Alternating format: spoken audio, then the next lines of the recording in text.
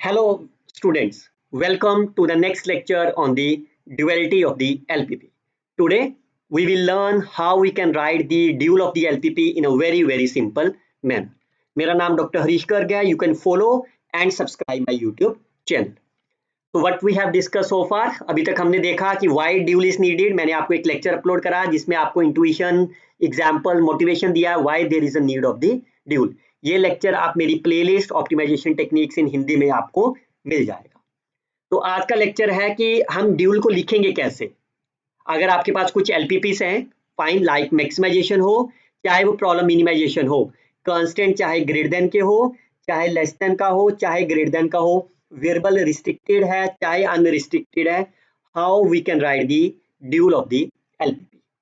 बच्चों 5 सेकंड में आप इसको लिखना सीख जाओगे, लेकिन आप वीडियो के एंड तक बने रहिए.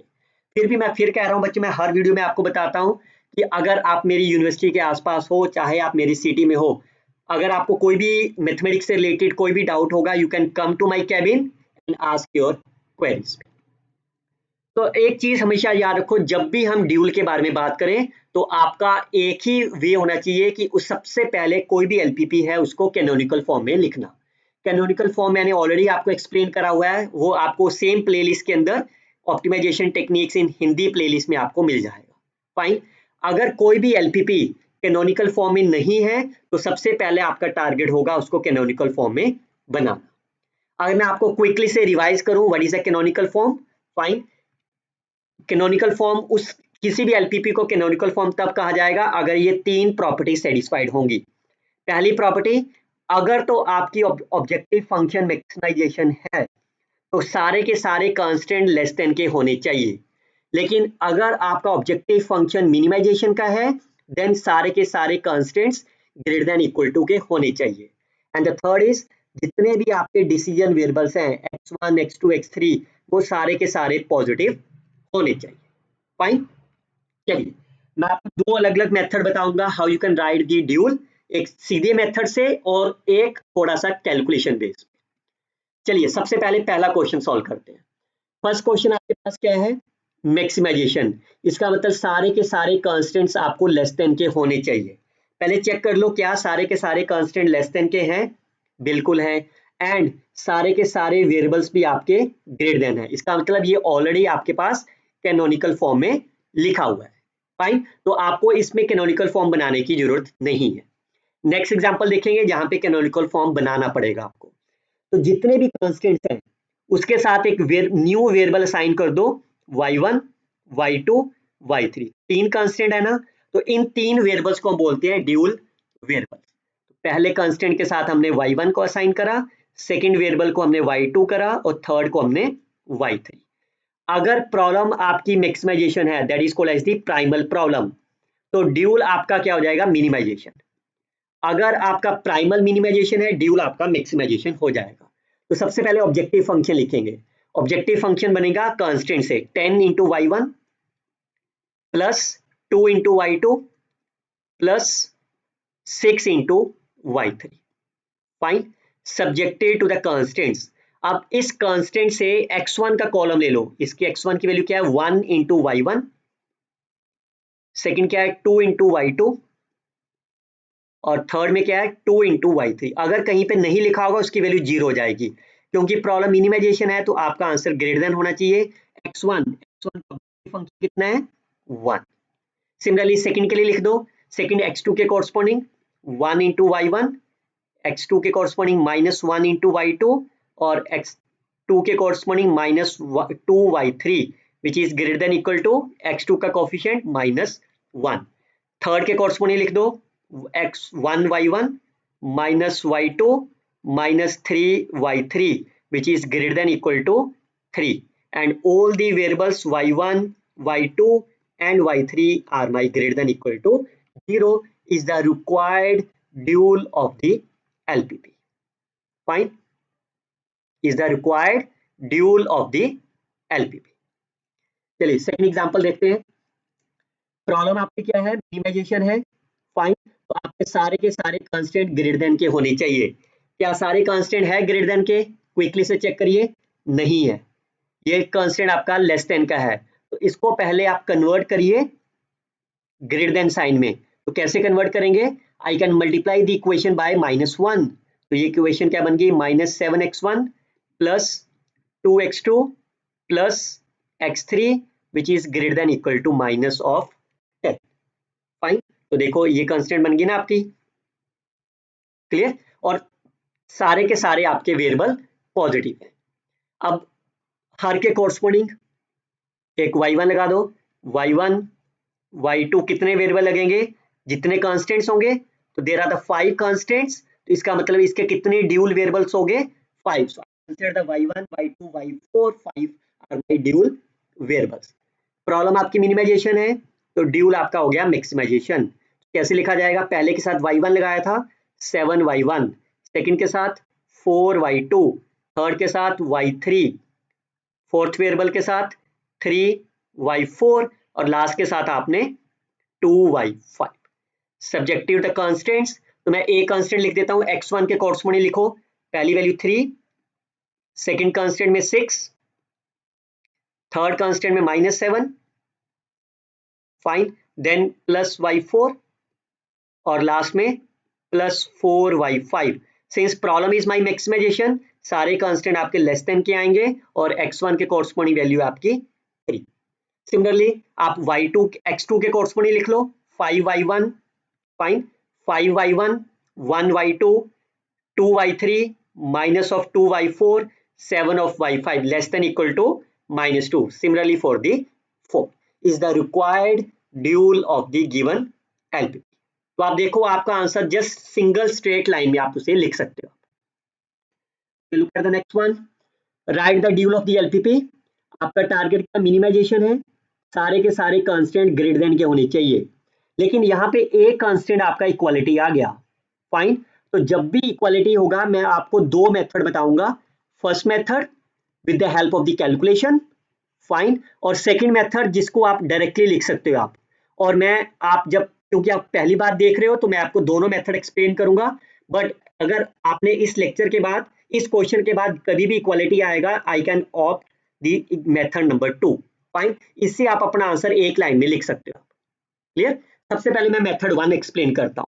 पहला टारगेट आपका क्या है? मिनिमाइजेशन है, सब ग्रेटर देन में बनाइए। तो पहले कांस्टेंट को मैं माइनस से मल्टीप्लाई करूं, -2x1 -4x2 which is greater than equal to -160। और इस इक्वालिटी को, इसको आप कैसे ग्रेटर देन में लिख सकते हो? आप इसको दो पार्ट में ब्रेक करना पड़ेगा ना। एक मैं लिख सकता हूं x1 -x2 is greater than equal to 30, और दूसरा क्या लिख सकता हूं? x1 -x2 is less than equal to 30। Fine, तो ग्रेटर देन वाली इक्वेशन तो आपको ग्रेटर देन ही चाहिए, you can write it as a greater than. But if you write, तो इसको लेस देन को ग्रेटर देन कैसे बनाओगे? I can multiply with the -1। Fine, और ये वाला कांस्टेंट आपका एज सच आ जाएगा। Is it okay?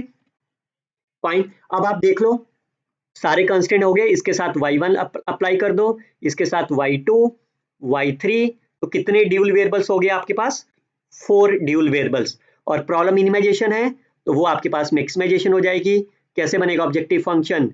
-160 y1 plus 30 y2 minus 30 y3 plus 10 y4। ठीक है, तो सिमिलरली कांस्टेंट कैसे बनेगा?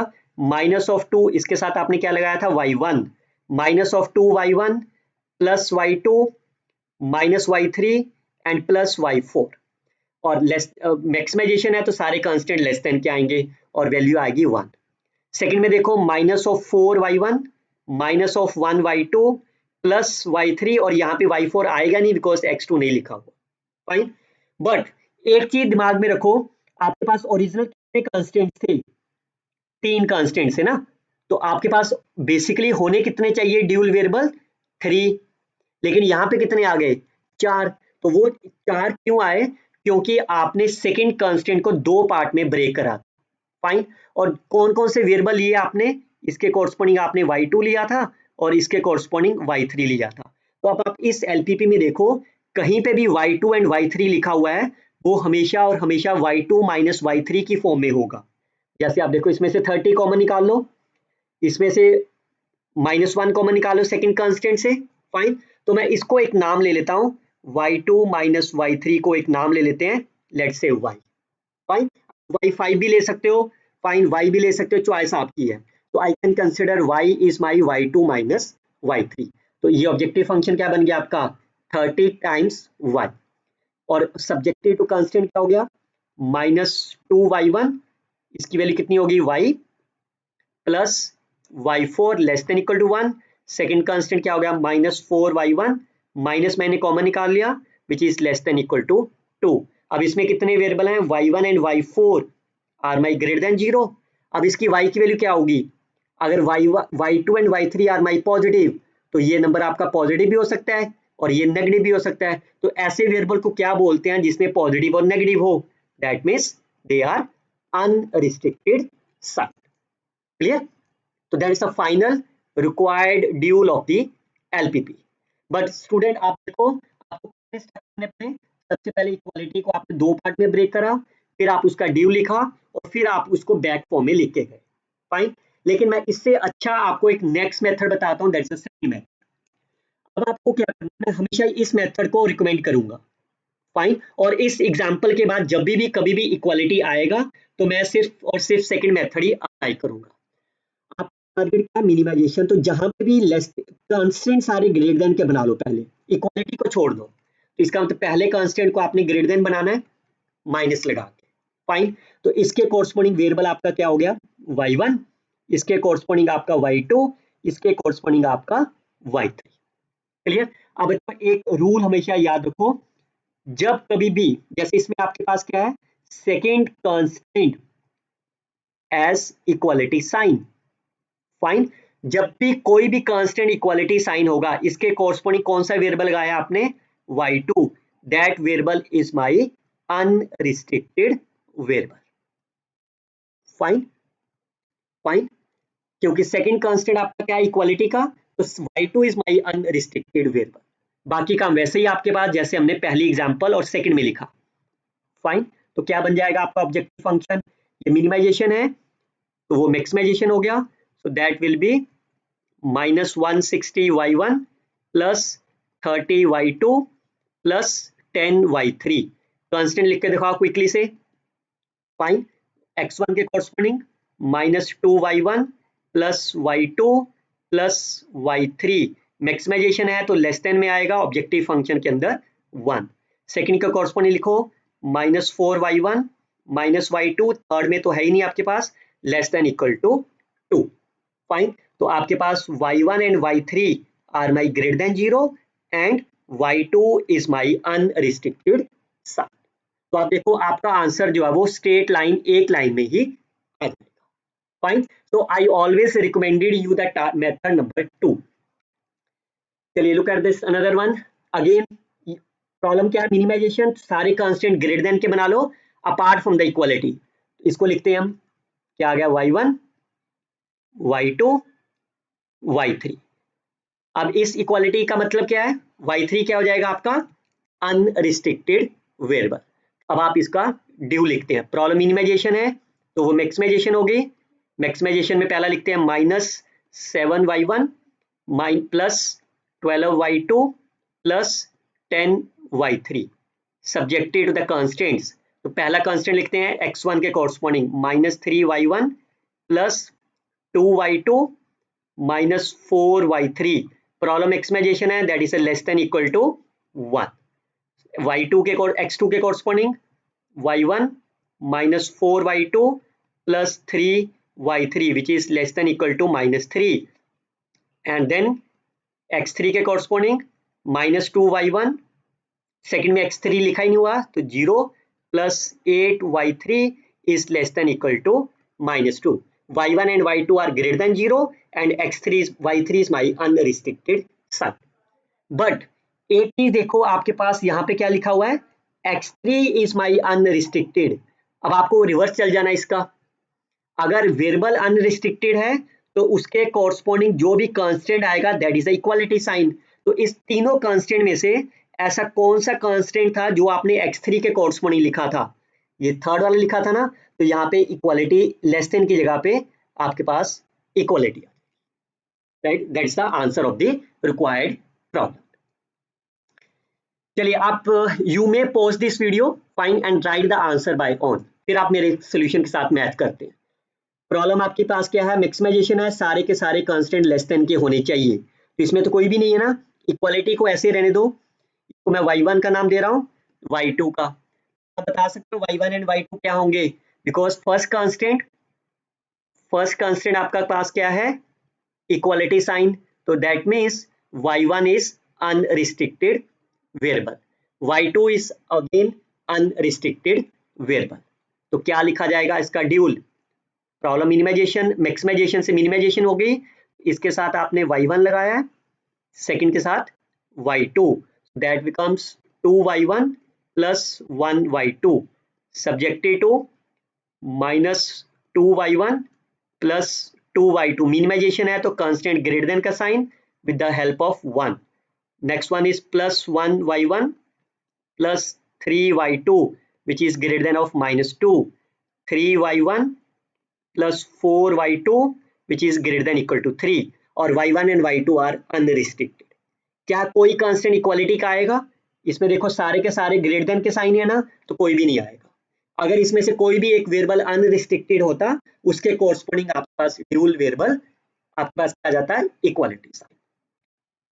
चलिए यहाँ देखते हैं, प्रॉब्लम मैक्सिमाइजेशन है, सारे कांस्टेंट लेस देन के बना लो, तो यहाँ तो कोई कांस्टेंट है ही नहीं, फाइन जो आपके पास इनइक्वालिटी का हो, तो इसका क्या मतलब हो गया, y1 एंड y2 आपके पास क्या होंगे, अनरिस्ट्रिक्टेड साइन, फाइन। लेकिन इसका क्या मतलब है, इसका मतलब x3 and x4 are unrestricted, इसका मतलब जो भी आपके पास कांस्टेंट लिखा जाएगा, constant corresponding to the x3 and x4, वो किस फॉर्म का होगा, इक्वालिटी साइन का। ऐसे तो मतलब है ना इसका, the constants corresponding to the x3 and x4 are equality sign, क्या होगा आपके पास y1 y2, फाइन। तो प्रॉब्लम मैक्सिमाइजेशन है, ये मिनिमाइजेशन हो गया आपके पास, ऑब्जेक्टिव फंक्शन क्या बन गया, 1 into y1 3 into y2 subjected to, पहला कांस्टेंट लिखो 2y1 plus y2, problem minimization है, इसे greater than equal to 3, second constant लिखो minus y1 plus y2 which is greater than equal to 1, third constant लिखो 3y1 minus y2 which is greater than equal to 2, but x3 मेरा unrestricted है, तो इसके corresponding जो भी constant लिखेंगे that is the equality sign, and the last one is x4 भी unrestricted है, इसके कोरस्पोंडिंग जो वेरिएबल लिखेंगे that is a equality sign, that implies y1 plus y2 is equal to minus 1, fine, and y1 and y2 are unrestricted variables, fine. देखो आप third and fourth constant आपका equality हो गया, बाकी साइन जो है वो मिनिमाइजेशन के अकॉर्डिंग, फाइन।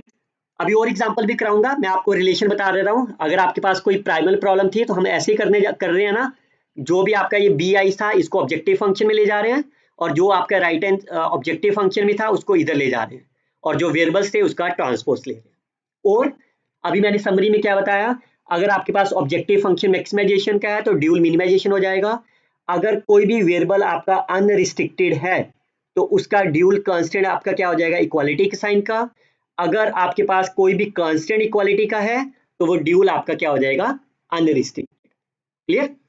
बट एक और इंपॉर्टेंट चीज मैं आपको बता रहा हूं, अगर आपके पास अभी तक हमने जितनी भी एग्जांपल्स करी, सभी एग्जांपल में सब में x1 x2 क्या थे, ग्रेटर देन 0, बट अगर हम कुछ ऐसे एग्जांपल ले लें जिसमें कुछ वेरिएबल्स आपके पास लेस देन के हैं, अनरिस्ट्रिक्टेड में तो क्लियर हो गया ना, x3 के कोरस्पोंडिंग जो भी ड्यूल वेरिएबल लिखेंगे उसमें इक्वालिटी आ जाएगी, बट अगर आपके पास डिसीजन वेरिएबल्स आपके पास लेस देन साइन के हैं तो फिर उसे कैसे करेंगे आप, फाइन। तो देखो ये आपका डिसीजन वेरिएबल्स है, सबसे पहले मैं इसका ड्यूल लिखवाता हूं आपको, फिर मैं उस नोट्स पे वापिस चलता हूं।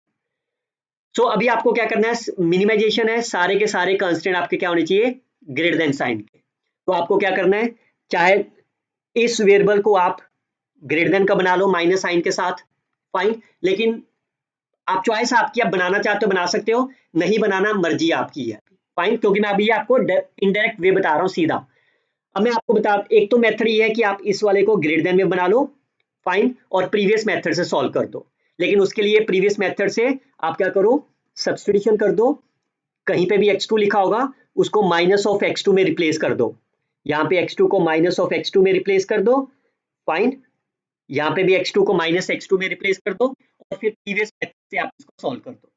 बट मैं आपको एक अलग मेथड बता रहा हूं कि यहाँ पे आपको कुछ भी चेंज करने की जरूरत नहीं है, आप सिंपल वेरिएबल्स को लगा दो, y1, y2, y3, फाइन। तो 3 वेरिएबल्स हैं, तो इसका ऑब्जेक्टिव फंक्शन क्या हो गया, maximisation of z which is 5y1 fine plus 3y2 plus 4y3। इन साइन को भूल जाओ कि कौन सा साइन है, फाइन। तो सबसे पहले कांस्टेंट लिखते हैं सारे, पहले x1 के कॉरस्पॉन्डिंग 1 y1 प्लस 1 y2 और इसमें y3 में तो y1 x1 है नहीं तो छोड़ दो इसको ऑब्जेक्टिव फंक्शन, क्योंकि अब यहाँ पे साइन बाद में लगाएंगे हम, क्योंकि हमने साइन को सही नहीं ना करा पहले, तो इसलिए इसका मतलब इसमें बाद में लगाएंगे। Minus 3y1 minus 2y2 plus 2y3, objective function में आपका क्या है 1, और x3 के कॉरस्पॉन्डिंग लिख दो 4y1 सेकंड में नहीं है माइनस y3 माइनस 1, और आपके पास y1 y2 y3। क्या कोई वेरिएबल अनरिस्ट्रिक्टेड होगा, अनरिस्ट्रिक्टेड कब होगा, जब यहाँ पे कोई इक्वालिटी है, वो तो है ही नहीं, तो यहाँ पे नहीं आएगा। x3 आपके पास क्या है अनरिस्ट्रिक्टेड, इसका मतलब इसका जो भी कांस्टेंट x3 के कॉरस्पॉन्डिंग लिखा था वहां पे कौन सा साइन आ जाएगा इक्वालिटी, तो कांस्टेंट थर्ड आपका इक्वालिटी हो गया, क्लियर। इसके साइन जो लगाने हैं, अब आप देखो पहली प्रॉब्लम क्या थी मिनिमाइजेशन, तो आपको सारे कांस्टेंट क्या चाहिए ग्रेटर देन का साइन, तो क्या पहला नहीं सॉरी y1 इक्वालिटी है ना, तो y1 आपका क्या हो गया अनरिस्ट्रिक्टेड साइन, फाइन, क्लियर हो गया। अब ग्रेटर देन, सेकंड कांस्टेंट क्या ग्रेटर देन का है, यस और नो, नो, अगर तो नहीं है तो y2 का साइन जो हमारा ग्रेटर देन का होता था उससे ऑपोजिट हो जाएगा, फाइन। थर्ड कांस्टेंट आपका क्या इसको सेटिस्फाइड करता है, यस, तो y3 भी आपके पास सेटिस्फाइड हो जाएगा। और यही मैं आपको यहाँ पे रिमार्क दे रहा हूं, अगर आपकी प्रॉब्लम, क्योंकि अगर आपकी मैक्सिमाइजेशन है तो ग्रेटर देन का साइन चाहिए ना, अगर तो वो ग्रेटर देन साइन को सेटिस्फाइड करता है तो कांस्टेंट भी आपका सेम होगा, और अगर वो कांस्टेंट नहीं सेटिस्फाइड करता तो वो ऑपोजिट साइन हो जाएगा कांस्टेंट। अब आप कांस्टेंट की बात कर लेते हैं, तो देखो ऑब्जेक्टिव फंक्शन लिख दिया आपने, फाइन, y1 अनरिस्ट्रिक्टेड हो गया इसके साथ, y2 ऑपोजिट क्लियर हो गया आपको, बिकॉज क्योंकि मिनिमाइजेशन है आपको ग्रेटर देन चाहिए लेकिन ये सेटिस्फाइड नहीं हुआ, तो इसका मतलब इसका ऑपोजिट कर दिया, और ये बिल्कुल सेटिस्फाइड है तो आपने ये बिल्कुल सही से लिख दिया। अब आपको लिखना है कांस्टेंट्स, फाइन, ये थर्ड, ये कांस्टेंट मैंने इक्वालिटी बता दिया आपको बिकॉज x3 आपके पास क्या है क्लियर।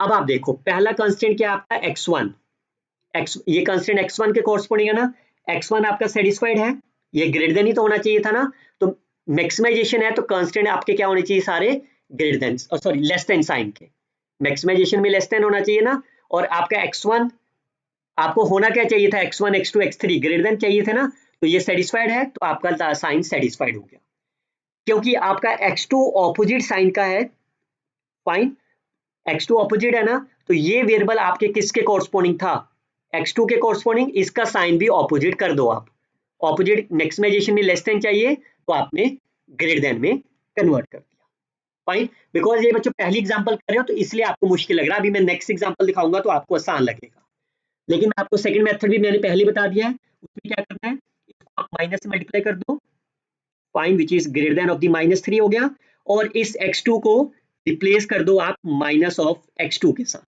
लेकिन दिमाग में रहे बच्चों ये कैनोनिकल फॉर्म नहीं अभी, it is not the canonical form, क्योंकि कैनोनिकल फॉर्म में आपको क्या चाहिए, ये वेरिएबल आपको पॉजिटिव चाहिए, उसके बाद आप क्या कर सकते हो, कहीं पे भी y2 लिखा होगा उसको -y2 में रिप्लेस कर दो, फाइन, हर जगह पे y2 को -y2 में रिप्लेस कर दो, फिर आपका ओरिजिनल से मैच हो जाएगा। जैसे आपको मैं अगली एग्जांपल दिखाता हूं, सबसे पहले क्या है इसका ड्यू लिखो, लेकिन ऑब्जेक्टिव फंक्शन तो गिवन ही नहीं है, ऑब्जेक्टिव फंक्शन तो गिवन नहीं है ना, तो आप अपनी तरफ से ऑब्जेक्टिव फंक्शन बना लो, चाहे तो आप मैक्सिमाइजेशन का बना लो, फाइन, और मिनिमाइजेशन का बना लो, चॉइस आपकी है, क्योंकि हम अपनी तरफ से कुछ ले नहीं सकते, तो हमारा ऑब्जेक्टिव फंक्शन क्या हो गया 0x1 0x2 0x3, क्लियर। अब इसके कॉरस्पॉन्डिंग आपने वेरिएबल लगा दो, y1 y2 y3। फाइन। तो ऑब्जेक्टिव फंक्शन लिखते हैं पहले, ये हमने मैक्सिमाइजेशन लिया है तो वो मिनिमाइजेशन हो गया। क्या बन जाएगा 5y1 minus 4y2 plus 2y3 subjective the constants. सबसे पहले देखो इक्वालिटी है, इसका मतलब y1 is my unrestricted sign. Fine. y2 के बारे में बात करते हैं। आपकी प्रॉब्लम क्या है, मैक्सिमाइजेशन है, सारे के सारे लेस देन के होने चाहिए। तो पहला ये कांस्टेंट सेटिस्फाइड है लेस देन का, बिल्कुल है, तो y2 आपका सही होगा क्योंकि ये सेम साइन है तो ये भी सेम है। मैक्सिमाइजेशन क्या आपका लेस देन होना चाहिए, लेकिन ये साइन आपका क्या है ग्रेटर देन का है, इसका मतलब ये ऑपोजिट साइन है ना, तो इसका y3 का भी साइन कर दो ऑपोजिट। क्लियर, क्योंकि इसके कोर्सपोंडिंग y3 लगाया था। अब कांस्टेंट लिखते हैं, पहले x1 के कोर्सपोंडिंग लिखते हैं 1y1 plus 2y2 plus 1y3, और साइन क्या आप इधर आ गया 0, बीच में साइन बाद में लगाते हैं।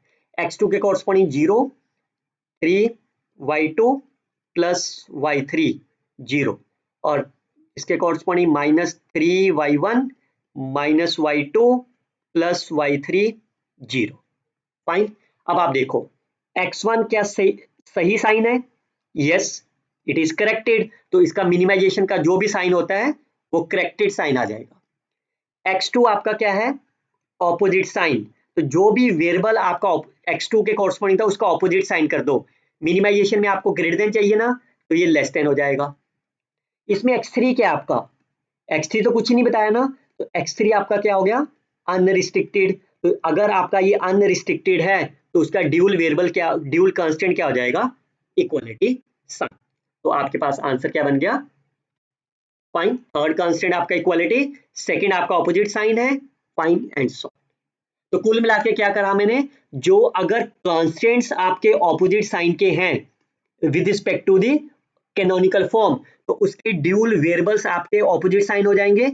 अगर आपके डिसीजन वेरिएबल्स ऑपोजिट साइन के हैं तो वो कांस्टेंट्स आपके ऑपोजिट साइन के हो जाएंगे। Fine. So this the way you can right the dual of the LPP. Otherwise मैं फिर आपको बता रहा हूं, सेकंड मेथड आप क्या कर सकते हो, क्योंकि अब आपकी प्रॉब्लम क्या मैक्सिमाइजेशन है, तो सारे के सारे कांस्टेंट आपको लेस देन चाहिए, तो इस वाले प्रॉब्लम को पहले लेस देन में कन्वर्ट कर लो।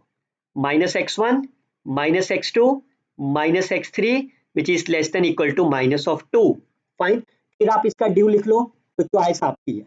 अब मैं चलो इसका लिख के दिखा देता हूँ, क्या बन जाएगा, ये 5y1 y2 y3 लगाओगे ना आप इसमें, तो 5y1 4y2 minus 2y3 subjective the constant लिखो। पहला कांस्टेंट y1 प्लस 2y2, अब इस कांस्टेंट की जगह पे ये कांस्टेंट बन गया ना, तो माइनस y3 मिनिमाइजेशन है ग्रेटर देन का हो जाएगा 0 के साथ। सेकंड y1 लिखा नहीं जाएगा, 3y2 minus y3 which is greater than equal to 0, and then minus 3y2 minus y3 y2 minus y3 is greater than 0। पहला कांस्टेंट इक्वालिटी है तो y1 आपका क्या हो गया अनरिस्ट्रिक्टेड साइन, y2 क्या हो जाएगा आपका ग्रेटर देन 0, और y3 आपके पास ग्रेटर देन 0। लेकिन यहां पे आपका अब ये ऑपोजिट साइन है, फाइन, तो इसमें x2 का ऑपोजिट साइन कर दो, यहां पे इसका साइन क्या कर दोगे आप ऑपोजिट साइन कर दोगे, फाइन। और क्योंकि आपका x3 क्या है अनरिस्ट्रिक्टेड है, तो x3 अगर अनरिस्ट्रिक्टेड है तो ड्यूल वेरिएबल आपका इक्वालिटी आ जाएगा। फाइन। तो आप देखो इसमें मैंने क्या करा, अब इन दोनों के आंसर मैच कर लो आप। मैंने क्या बताया था, इसको सही करके क्या लिखोगे आप, y3 को क्या सब्स्टिट्यूशन कर दोगे माइनस y3, तो आप देखो यहाँ पे क्या हो गया माइनस 2y3, ये हो गया ना मैच। उसके बाद यहाँ पे क्या हो गया minus y1 minus 2y2 minus y3, y1 minus 2y2 minus y3, 3y1 plus y2 is less than equal to 0, 3 यहाँ 3y2 आएगा ना, 3y2 माइनस 3y2 बिकॉज इसमें सेकंड में तो है नहीं ना, 3 लेस देन, और लास्ट में क्या है minus 3y1 minus y2 minus 3y1 minus y2 minus y3 is equal to 0। यहाँ पे y3 की वैल्यू माइनस फिल करोगे ना, तो ये आपका माइनस हो गया। फाइन। तो तो बोथ वे से करिए, चॉइस आपकी है, आपके दोनों आंसर सेम आएंगे आपके पास। फाइन। तो उम्मीद करता हूँ आपको पसंद आया होगा lecture. We will see the next lecture, dual of the dual is primal. Till then you can share this video with your friends, like and comment on the videos. Best of luck students, happy learning.